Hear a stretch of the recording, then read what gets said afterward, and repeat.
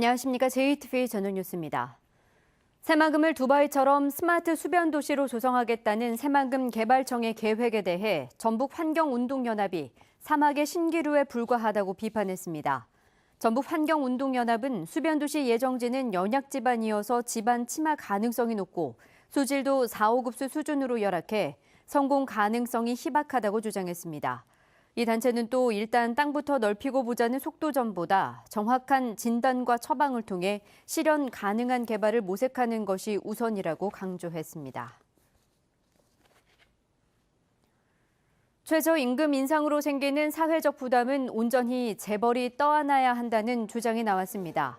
민주노총 전북본부는 오늘 전주 상공회의소 앞에서 기자회견을 열고 최저임금을 올려 고용 참사가 발생했다는 주장은 근거 없는 왜곡이라며 이같이 주장했습니다.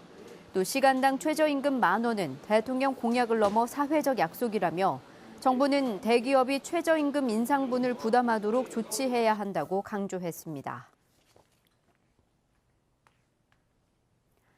아프리카 돼지열병이 중국에서 북한으로 확산됨에 따라 방역 활동이 강화됩니다. 농림축산식품부는 이번 달부터 전국에서 거점 소독시설을 운영하면서 다음 주에는 양돈 농가에서 일제 소독을 실시하기로 했습니다.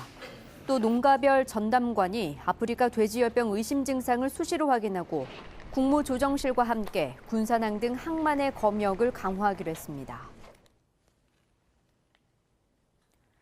올여름 폭염에 따른 가축 피해를 줄이기 위해 축산농가 지원 사업이 펼쳐집니다.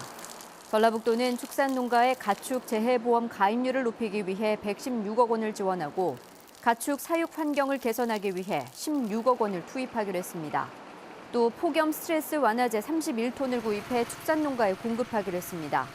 지난해 여름 전북에서는 폭염으로 닭 208만 마리, 오리 13만 마리, 돼지 7,800마리 등 가축 229만 마리가 폐사했습니다. 학령 인구 감소로 존폐 위기에 몰려있는 도내 대학을 위해 해외 유학생 유치에 적극 나서야 한다는 주장이 나왔습니다. 전라북도 의회 김희재 의원은 올해 도내 고등학생은 5만 6천여 명으로 지난해보다는 6천 명, 재작년보다는 11,000명이나 급감해 특단의 대책이 필요하다고 말했습니다. 김 의원은 중국 충칭시 교육위가 오는 8월 전북 어학원을 설립해서 한국어 교육에 나서는 만큼 자치단체와 대학들이 나서 이들을 도내 대학에 유치해야 한다고 주장했습니다. 국민연금공단이 지역 인재를 양성하기 위해 대학생을 대상으로 한 오픈 캠퍼스를 운영합니다. 국민연금공단은 오늘 전북대학교와 원광대학교, 전주대학교 등 전북 6개 대학과 업무 협약식을 갖고 올해부터 여름방학과 겨울방학 기간에 오픈 캠퍼스를 운영하기로 했습니다. 오픈 캠퍼스에서는 대학생 240명이 국민연금제도와 연기금에 대한 교육을 받게 됩니다. 전라북도는 이전 기관의 오픈 캠퍼스가 지역인재 양성과 채용 확대에 도움이 될 것으로 기대했습니다. 제64회 현충일인 내일 오전 10시부터 1분 동안 순국 선열과 호국 영령의 명복을 기원하는 추념 행사에 맞춰 사이렌이 울립니다. 사이렌이 울리는 동안 도민들은 경건한 마음으로 묵념을 하고 이후 정상적인 일상생활을 하면 됩니다. 선거 과정에서 상대 후보를 비방하는 대자보를 붙인 혐의로 기소된 이현웅 전 민주평화당 전주시장 후보의 형에게 1심과 같은 징역형이 선고됐습니다. 광주고법 전주재판부 제1형사부는 선거법 위반 혐의로 기소된 61살 이모 씨에 대한 항소심에서 이 씨의 항소를 기각하고 징역 8개월을 선고한 원심을 유지했습니다. 이 씨는 지방선거를 앞둔 지난해 4월 전북대 등 전주 시내 대학 4곳에 김승수 당시 더불어민주당 전주시장 후보를 비방하는 대자보를 붙인 혐의로 기소됐습니다. 현충일인 내일은 가끔 구름 많다가 오후부터 흐려지겠습니다. 아침 최저기온은 15도에서 19도를 보이겠고 한낮 기온은 27도에서 30도로 오늘보다 조금 낮겠습니다.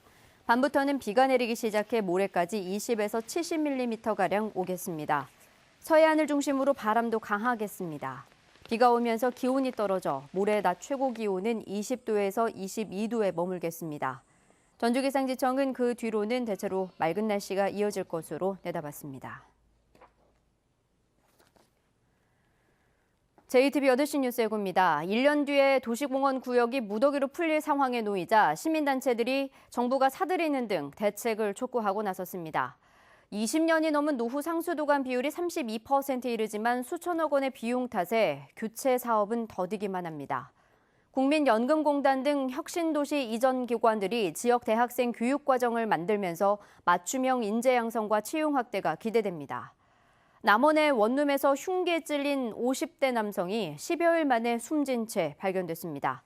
자세한 소식은 JTBC 8시 뉴스에서 전해드리겠습니다.